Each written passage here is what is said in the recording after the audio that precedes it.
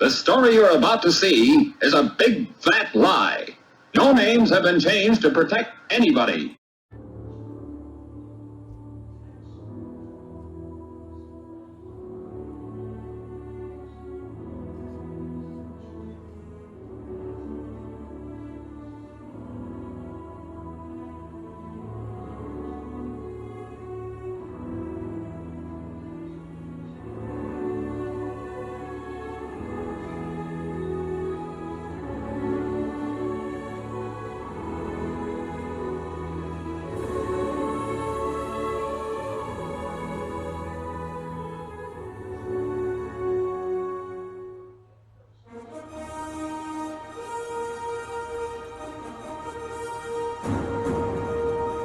There's no sports league unlike it anywhere in the world, where cartoons and football come together.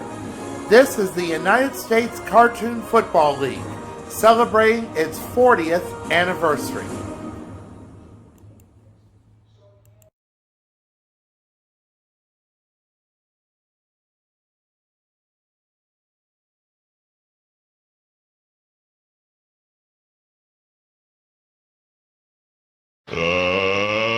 Let's get ready to rumble!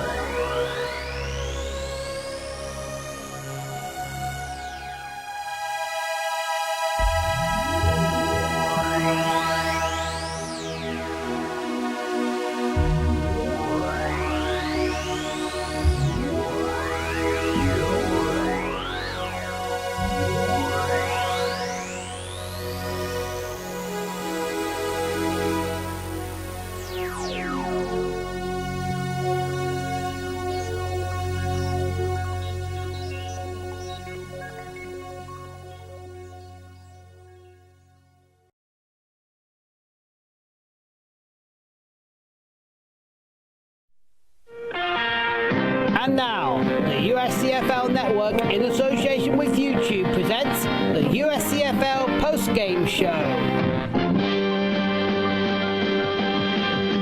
Here's once again is Robbie Graham.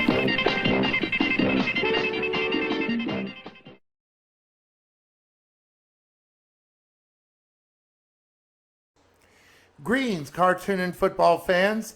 This is Robbie Graham of the USCFL Network, bringing you the start of round 2 and the action of week 5 of the USCFL's 40th anniversary season.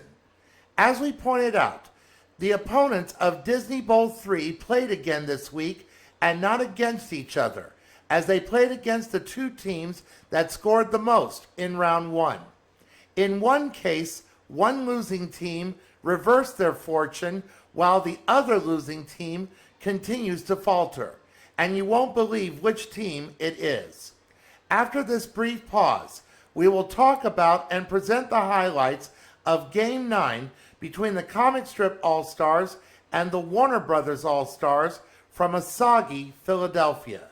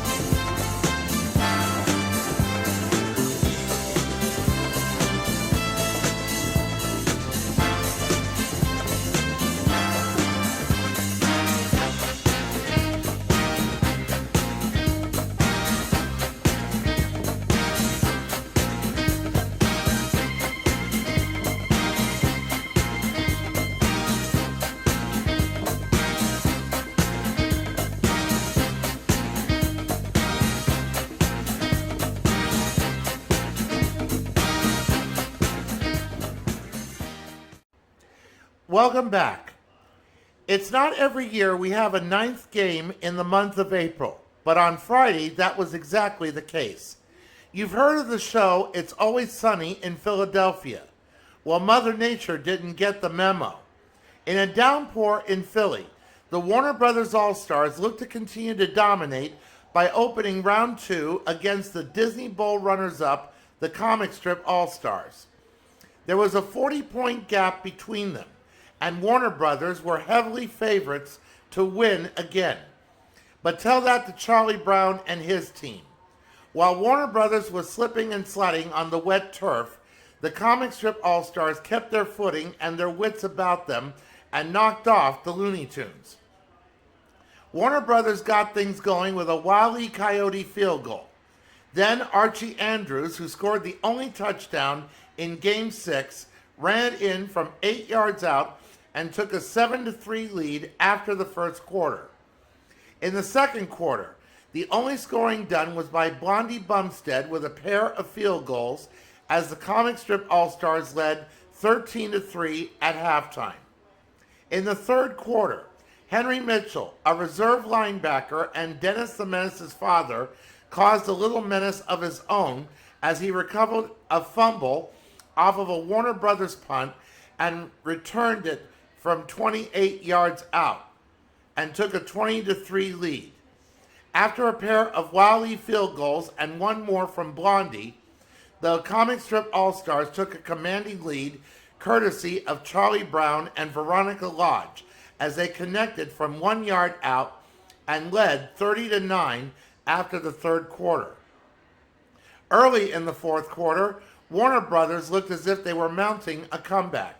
First, Bugs Bunny ran the ball in from 3 yards out on the quarterback draw, and a 4-yard touchdown run by Daffy Duck to cut the deficit 30-23. But that was as close as they got. Late in the game, Charlie Brown ran it in from 12 yards out on his own quarterback draw, and with one final Blondie kick, the comic strip All-Stars won 40-23 and will have home field advantage for round 3 while Warner Brothers goes back on the road. As for the stats in this game, beginning with the comic strip All-Stars, Charlie Brown was 19 of 39 for 219 yards, 1 touchdown, and 2 interceptions. He also had 72 yards rushing on 8 carries and 1 touchdown.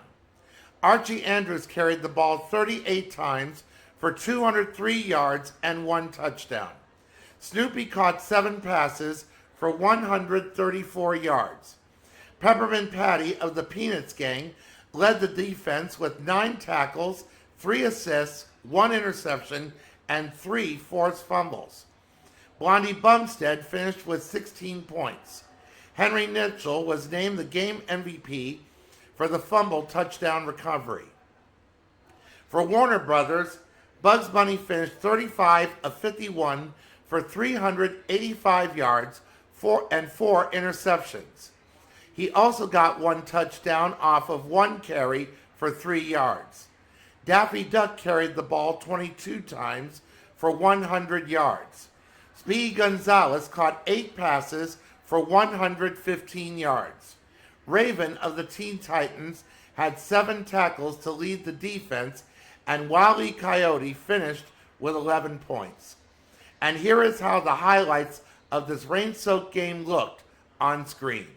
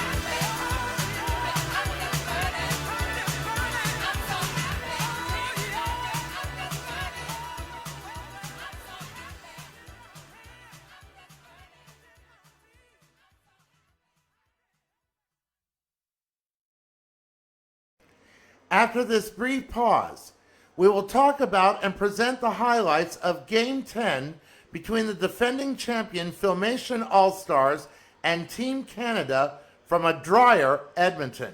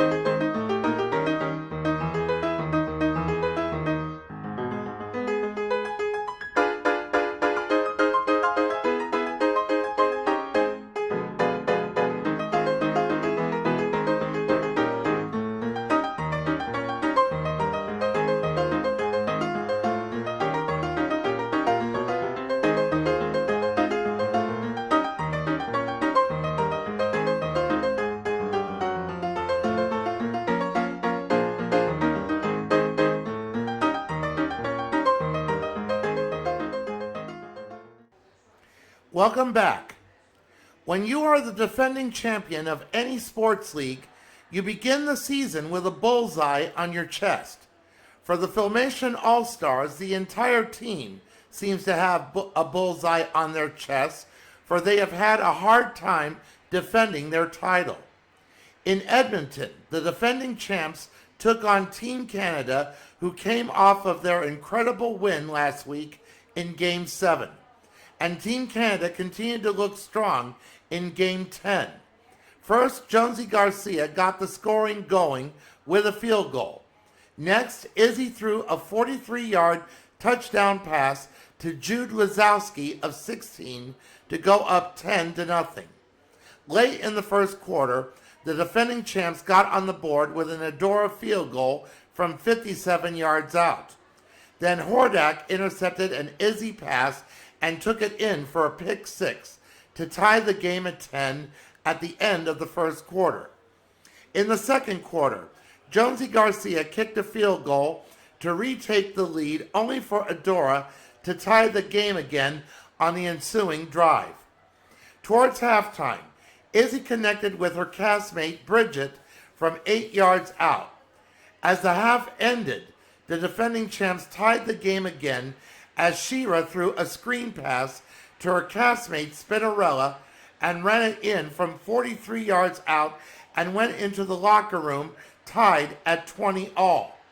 The defending champs tied the game 3 times in the first half.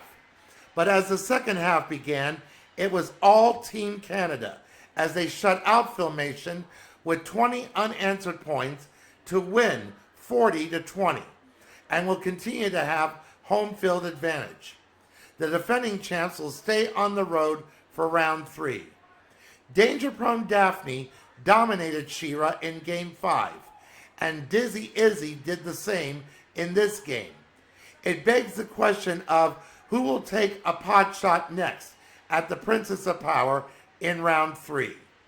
As for the stats in this game, beginning with the defending champs, Shira was 20 of 45 for 205 yards, 1 touchdown, and 1 interception. Spinarella, who usually gets triple-digit running stats, carried the ball 20 times for only 91 yards. She also led the receivers with 3 receptions for 66 yards and 1 touchdown. Skeletor led the defense with 8 tackles and 5 assists, and Adora finished with 8 points. Hordak was the game MVP with the pick 6 he had in the second quarter. For Team Canada, Izzy was 20 of 39 for 292 yards, 2 touchdowns, and 2 interceptions. Harold carried the ball 44 times for 151 yards and 1 touchdown. Jude Lazowski caught 5 passes for 169 yards and 1 touchdown. Jed Masterson, also of 16, led the defense with 4 tackles, 3 assists, and 1 interception. And Jonesy Garcia finished with 20 points. And here is how the highlights looked on screen.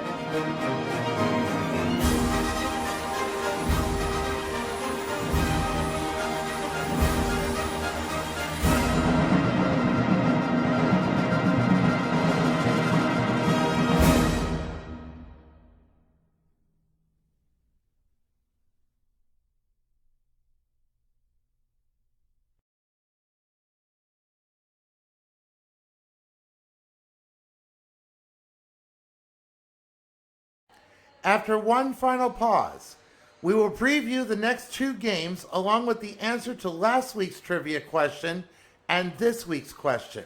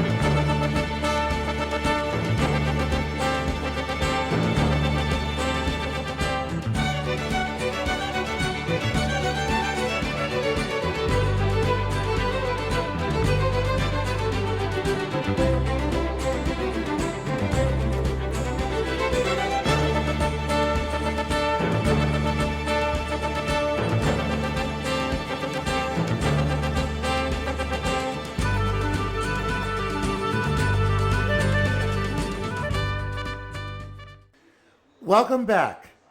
Now for the answer to last week's trivia question. We asked, true or false, not only was Betty Boop animation's first ever sex symbol, but was also television's first ever star. If you answered false, you are correct. The first part of the question is true. Betty Boop has been classified as animation's first ever sex symbol, but it was her coach, Felix the Cat, who is television's first ever star. In 1925, television was in the experimental phase. A team of technicians at General Electric, who helped to launch NBC the following year, took a figurine of Felix the Cat, put him on a phonograph turntable, and saw how he looked on screen. So it was Felix who was television's first ever star long before anyone else. And now for this week's trivia question. The category is the USCFL loves a parade. The degree of difficulty is pro. The Macy's Thanksgiving Day Parade has thrilled audiences in person and on television for decades. A collection of marching bands from all over the country, big-name stars doing song numbers along the parade route, colorful floats, and Santa's first appearance of the holiday season. It's also famous for the balloons featuring animated characters that has graced the route as well. The question is, which animated character was the first to have a balloon in the Macy's parade? All four possible answers have had a balloon in the parade, but who came first? Was it A, Snoopy, B, the Pink Panther, C, Bullwinkle, or D, Felix the Cat? We'll have the answer for you next week. And that's it for week 5 of the USCFL's 40th anniversary season. Next week, we will present the highlights of Game 11 and a rematch of Game 3 as the Disney All-Stars takes on the modern cartoon All-Stars again from New York, and the highlights of Game 12 between the Sci-Fi All-Stars and the Jim Henson All-Stars from their brand new stadium in Denver. And until next Sunday, this is Robbie Graham of the USCFL Network wishing you peace. Take care and stay safe.